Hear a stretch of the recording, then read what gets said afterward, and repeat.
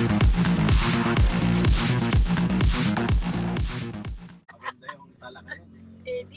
magandang umaga. Tayo po ngayon may isang sorpresa na malaki. Ang katraidoran ni Chis Escudero. Okay? Si Chis Escudero po ay isang tao mapagsamantala. Samantalahin niya na para siya ay makakuha na kung anong benepisyo para sa kanya. Ito yung nakilala ko na Bicolano na traidor. Karamihan sa Bicolano na kilala ko ay maayos kausap.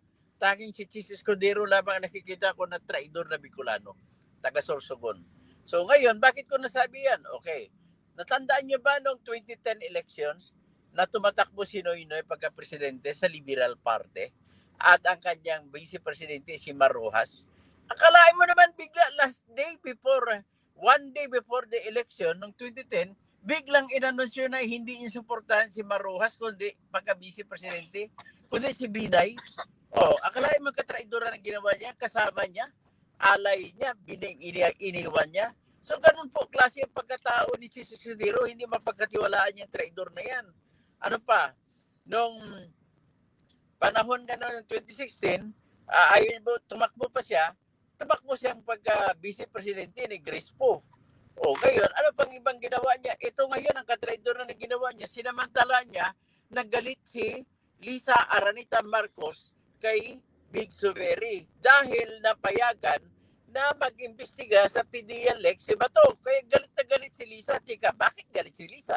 Ibig sabihin, totoo yung lahat ng kinuwento ni Jonathan Morales. Ganun ako kasimple yan. Ngayon, dahil tinanggal ninyo si Suberi, yan lamang nagpapatunay na totoo pala ang buong kwento ni Jonathan Morales. So ngayon, sino ba nagsasabi na hindi totoo si Jonathan Morales? Si Lacson. Sabi niya Lacson ay talagang sinungaling yan. Sino ba si Lacson para magsabi na sinungaling si Jonathan Morales? Ganito lamang po, simple lamang po, noong panahon mga 2003, isa si Jonathan Morales ang nagsiwalat, lumabas at naging whistleblower laban kay Lacson na may involved, sangkot si Lacson sa droga. Kaya galit na galit siya. Okay? Next naman, sino naman sabi? Si Dionisio Santiago, nagsasabi STL daw sa storytelling liar. Bakit? Ano naman ang meron kay Dionisio Santiago? Dahil ang nangyari sa kanya, marami siyang axe to grind. Gusto niya makapaghiganti kay Jonathan Morales.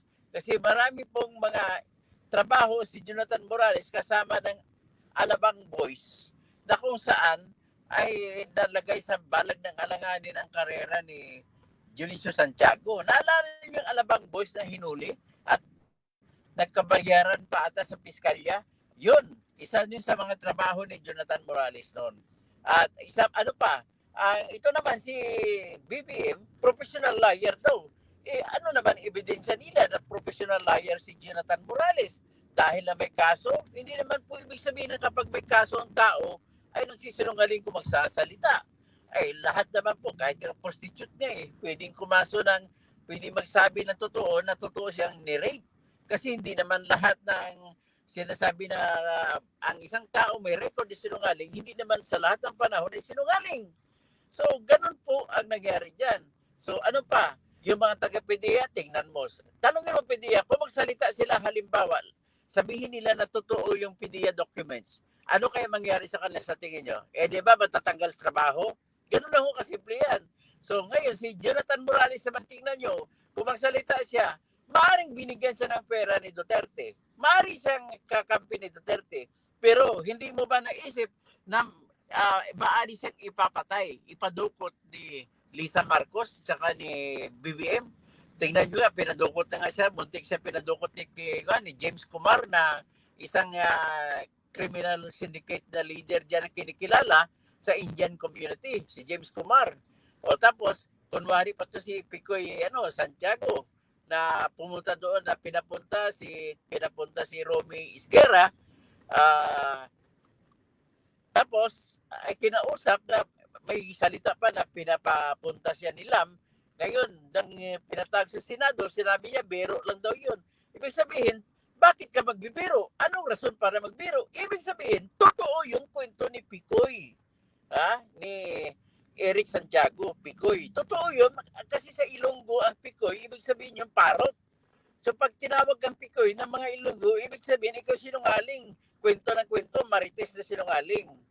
O ngayon, si Picoy, ngayon pinakulong. Tapos nagalit naman si Jinggoy, pinakulong din si Jonathan Morales. Bakit? Ano po ang tanong na hindi sinasagot?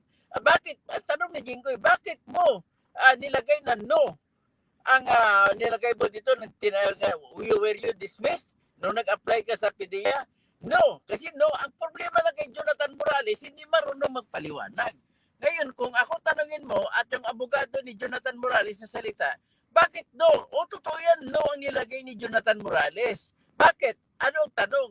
Ang tanong po kasi, have you ever been dismissed in the past in any agency? O bakit? Anong sinagot yan? No. Bakit no? Kasi ang nangyari kay Jonathan Morales, drop from the rolls. Hindi naman yan kaso. Hindi naman na-dismiss. Drop from the rolls is different from being dismissed. Pag drop from the rolls, wala kang kaso. Basta tinanggal lang ang pangalan mo sa payroll, hindi ka na makapagsweldo. Kapag absent ka ng 30 days, automatic yan. So kaya lang, bubo lang kasi magpaliwanag kung paano. Kasi tinitingnan mo, kasi kung ako rin ang abogado niya, sasabihin ko sa kanya, i-check mo, no, hindi ka na-dismiss from the service kasi drop from the rules ka lang. Iba yung drop from the rules, ha? Ulitin ko lang. Ang drop from the rules, Jinggoy Bobo Estrada, ay hindi yan dismissed from the service. Pero may option pa rin ang kasunod na opisina kung saan ka mag-apply, pwede ka pa mag-apply, pwede ka magpasok. Walang bawal kasi drop from the rules ka lang. Ang bawal, yun yung mga na-dismiss dahil sa kaso. Halimbawa, may kaso kang corruption, may kaso kang pagnanakaw, may kaso kang pangingikil. Yan po, yun yung mga kaso na may kasama na parusa na hindi ka na pwede makapasok sa pamahalaan. So ngayon, nag-motion ka, pinayagan naman ni Bato na ikulong si Jonathan Morales. Pinayagan. Ang problema lang kasi, bobo naman kasi itong isa eh. So anyway, yan lamang masabi ko. Pero sa gitna ng convicted, ha? Kasi nungalingan pa pa-convict sa'yo. Sinabi mo na suhol yun. Hindi mo suhol yun, Jinggoy.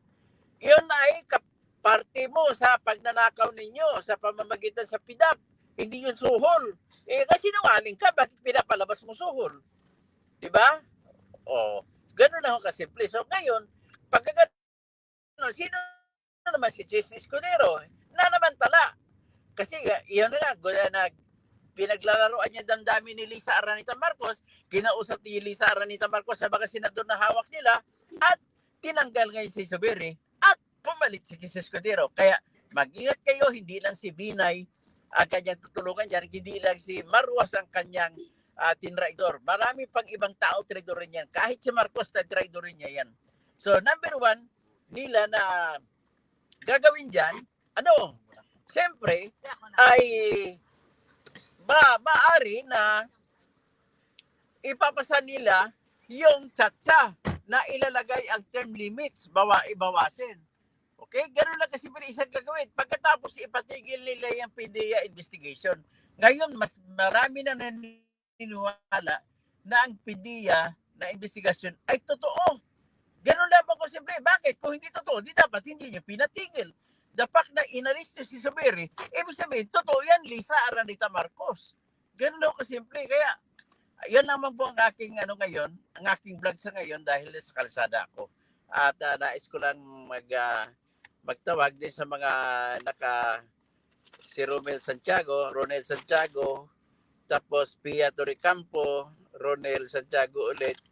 At yun ito, susuportahan na lang natin ang administrasyon ni BBM. Hindi ko suportahan ang addict administration. I will not support an addict administration. Saka pinanalo siya ng Smartmatic. Sa Smartmatic na addict, pasensya na po. Bahala na kung magalit kayo sa akin. I will not support an addict president. Ganun lang kasimple. Pati daw, at saka hindi ko rin suportahan ang vice presidente na anak na mamamatay ng tao. Dapat bumaba na yung dito yung ICC para mahuli na sila.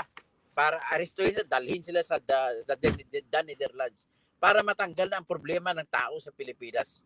Pag mawala sila, magkaroon ng snap election. Yan ang gusto ko mangyari.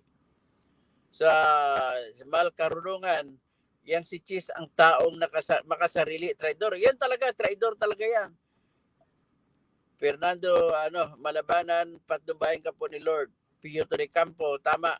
Kayo, Doktor. Joey Celcita, watching from San Jose, California. Jojo Diestro, solid kakamping laban. Attorney Toto Kausing for Senator, solid. Kaya nga wala tayong kampihan sa dalawang yan. Si Marcos, adik. At saka nananalo lang sa Smartmatic. Pati si Sara, Smartmatic lang pinanalo. At killer yan. Huwag na natin kailangan dapat magkaroon ng snap election.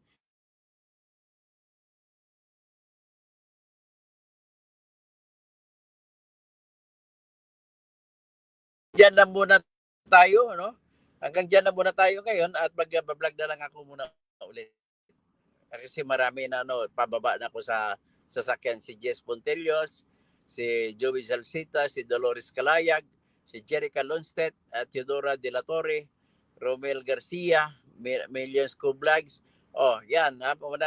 Babalik na lang ako. Magandang umaga po sa lahat. At magandang umaga! Cheese! Traidor! Escudero!